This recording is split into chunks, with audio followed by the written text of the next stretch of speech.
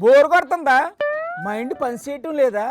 వెంటనే వెళ్ళి కూసేపు ఏసీలో కూకుంటే కొత్త కొత్త ఐడియాలు వస్తాయని ఒక అద్భుతమైన సెట్గా ఒకటి చెప్పారు చంద్రబాబు గారు. అదిగో అక్కడ రెడీగా ఉన్నారు. నమస్కారం సార్.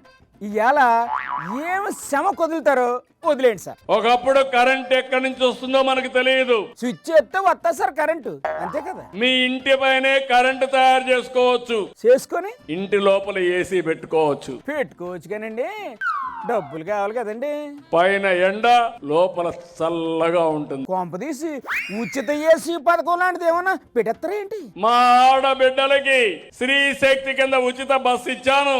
ఆహా, రేపు బస్సులు కొంటే అన్ని బస్సులు కూడా ఏసీ బస్సులే కొంటా. ఏసీ బస్సులా? కొని ఏంటి చేస్తారు? ఏసీ బస్సుల్లో మా ఆడబిడ్డలు గాని అందరూ గాని ప్రయాణం చేసే సౌకర్యం ఏర్పాటు చేస్తా. బాబు గారు, అదిగో అక్కడ మీ తమ్ముళ్ళు ఎవరో వద్దు వద్దు వద్దు అని చెప్పేసి మొత్తుకుంటున్నారండి. మీరు ఒక పాలు చూడండి. ఏం తమ్ముళ్ళు వద్దా? ఆడాళ్లకు ఏసీ బస్సులు వేస్తారు సరే, మరి మా సంగతి ఏంటని అడుగుతున్నారు సార్ వాళ్ళు. మీకు కూడా ఉంటుందయ్యా. అలా అయితే ఓకే సార్. మీరు అసూయ పడుతున్నారు మీ ఇంట్లో చూసి. అవును బాబు గారు, ఇప్పటికిప్పుడు ఏసీ బస్సులు ఎందుకండి?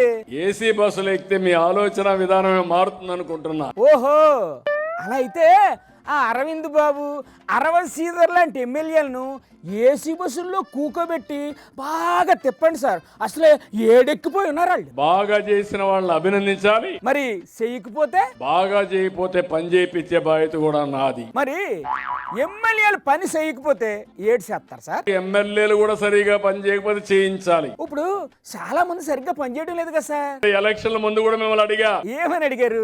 ఆ రోజు కూడా మీరందరూ చేతులు ఎత్తే నేను దండేసా. అంటే ఎమ్మెల్యేలు సరిగ్గా పని చేయకపోతే ప్రజలతో తప్పు అంటారు. ఏడు కాంపతీసి మీరు రేపు కూడా అంతే. రేపేటి చేస్తారు? నాకు కూడా నా సీటు కూడా నేను ఇచ్చుకుంటానంటే మీరందరూ ఆమోదిస్తేనే నేను కూడా సీట్ ఇచ్చుకుంటా. మరి లేకపోతే? లేకపోతే నా సీటు కూడా క్వశ్చన్ మార్కే. ఏ మాటగా మాట చెప్పుకోవాలండి బాబు గారు. మీరు కామెడీతో పాటు మాటలతో మ్యాజిక్ కూడా చేసేస్తారండి బాబు.